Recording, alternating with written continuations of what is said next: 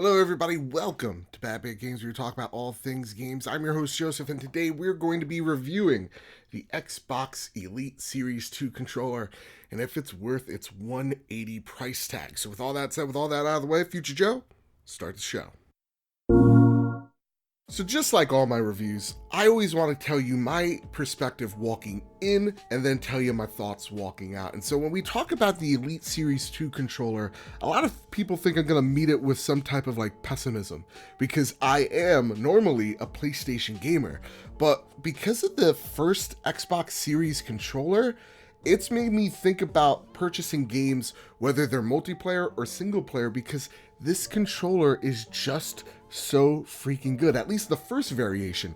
It's possibly my favorite controller of all time. So when they came out with Series 2, I was really interested to see what improvements they made from the previous controller. So let's just get right into it. Now, walking in, whether you're, a parent, a guardian, whatever the case may be, or just new to this controller, the first question you might ask yourself is, Joe, why am I about to spend $180 on one controller? Like, this thing is the price of 3 Xbox One controllers combined. What gives? Great observation. The only difference you see up front might be the color, the grips, and the little dish up front here, but this thing is like the Optimus Prime of controllers. It's more than meets the eye. And what this controller really does is it's all about the back seat. It's about the junk in the trunk. These 4 paddles right here are fully customizable buttons to any command on your Xbox or any button on the controller itself, meaning that if you want these buttons to be your take a screenshot button or take a video button, that could be right then and there. You can press that share button. You can make it share button on your controller, simple as that. Or if you were like me or most multiplayer gamers, you're going to put these buttons as your X, Y, A, B buttons, because when you're playing a multiplayer game, you may not notice this, but your thumb leaves that thumbstick all the time, which means you're losing mobility, half of your mobility, while you're playing constantly. And that's what this controller really eliminates. It eliminates the time it takes for your thumb to move to each button, and it just eliminates your thumb moving off the stick, meaning if you're in a firefight with someone and you're trying to do, that weird ducky thing in Call of Duty, or if you're trying to build something in front of your enemies in Fortnite, you're doing it faster than they can without losing the mobility of your character, which is insanely important. So that's why this controller right off the bat costs so much, because of these little trigger pads. And they're super easy to customize at the same exact time. All you have to do is go to the accessories tab on your Xbox and program the controller from there, and it's super easy to do.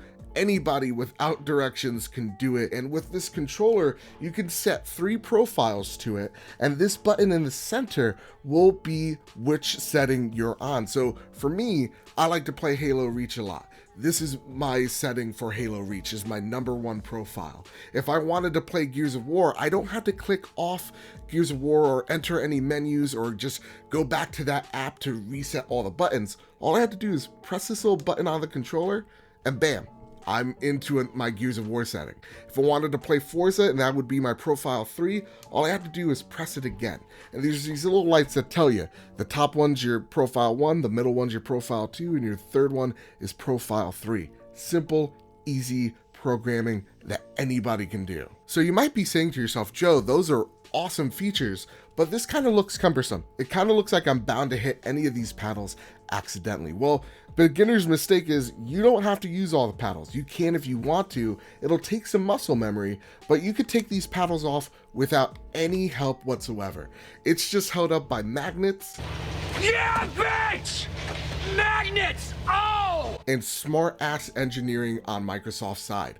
This controller, for the most part, is 100% toolless, so you could put these things on with ease. And for people who own the Series 1 know that the one problem with the Series 1 paddles were if you press the paddles too hard, they would just pop off. This, I'm pushing all the weight I can down.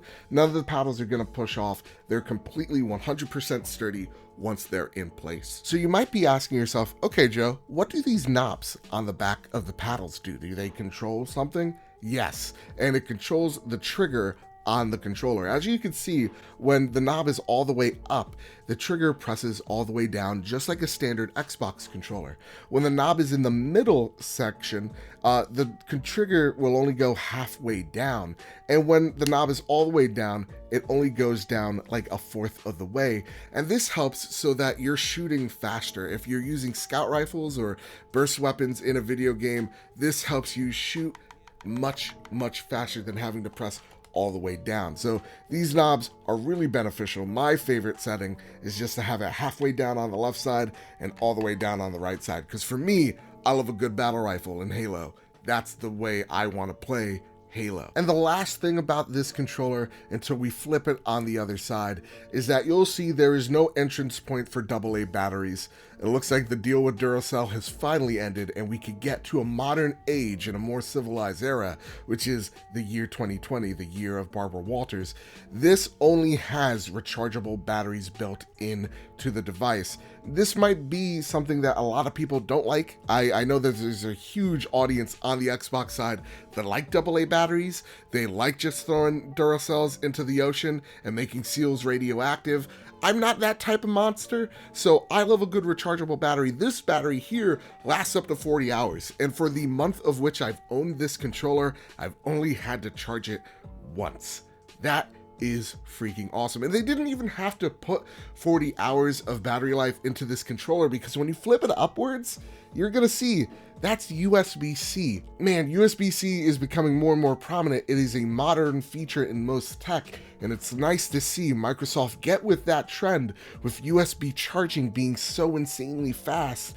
This thing charges quick, and it holds that charge for a very long time. Now, the only problem is, because of the battery inside, it does weigh down the controller quite a bit. It is the heaviest Xbox controller I have personally held, Xbox One controller that I've held, but that really doesn't get in the way of me playing my game as much. I know a lot of people like to have no batteries in the controller, have it as light as possible, and just plug that USB into the controller and just have it wired, but this one, it does weigh it down just a little bit. Now, let's finally move to the front of this controller. You might be saying to yourself, Joe, what's this all about? It still just looks like a regular Xbox controller, right?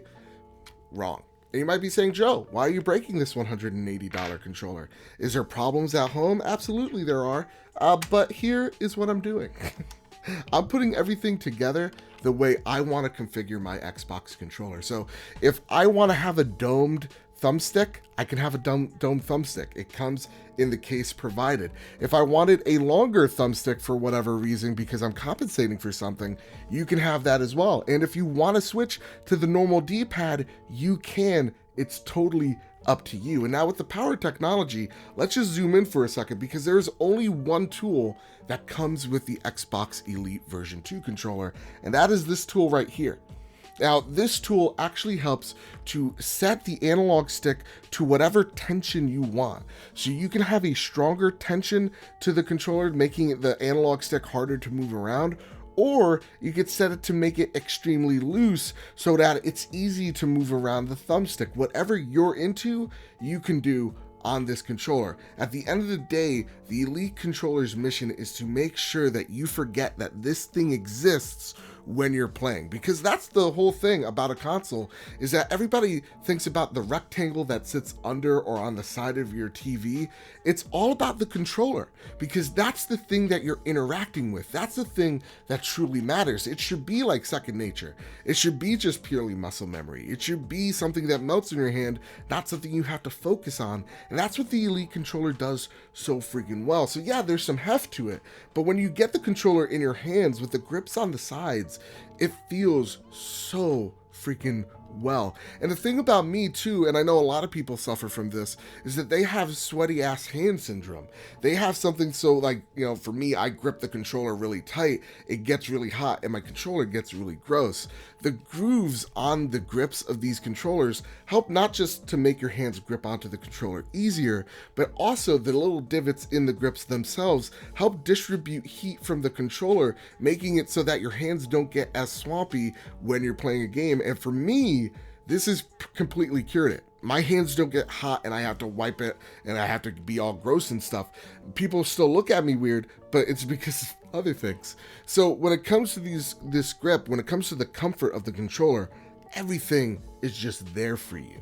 Now, at the end of the day, the only thing that I don't like about the controller is actually the texture that they use for the controller. I tried to wipe it off, I tried to make it all clean, but it really does get that mattedness, gets all the oils from your hand. So yeah, I may not have sweaty ass hand syndrome as much anymore, but man, I need to like do something about the oils because it's out of hand. That's the only thing I really don't like about this controller, and it's just such a little nitpick that I can't really put it against it at all. And then at the end of the day, they give you a very beautiful carrying case that actually you're able to charge the controller. There's a little hole that you could put the USB-C into, and it will help charge your controller because it'll be on this little stand. So they really want you to constantly put the controller in its case at all times. They really want you to treat this as a premium product. You can see that the love, the tender love and care is there, and you can put all your little accessories in there as well. So at the end of the day, what do I feel about the Series 2 controller? For me, again, I'm a PlayStation guy. This is one of the best controllers ever made. Possibly just the best controller ever made.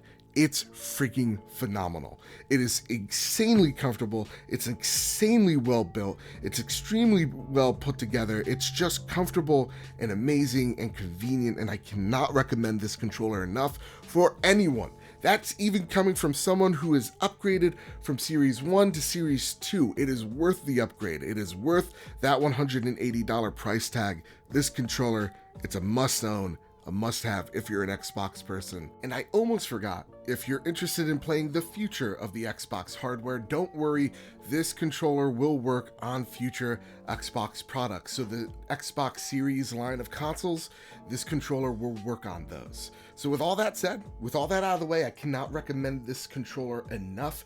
Go out there, buy it. It is worth the $180. If you're a hardcore Xbox fan, if you're a fan of multiplayer, yeah, it's definitely worth it. So with that said, and with all that out of the way, everybody, that has been Bad Bit Games. That's been this review. And if you're into reviews, if you're into news, we're going to be covering a lot of next-gen stuff into 2020 and beyond, then please, please, please hit like, share, subscribe. It helps me out, grows this big, beautiful family that I call home. And so with all that said, with all that out of the way, everybody keep your wits about you and have a nice one.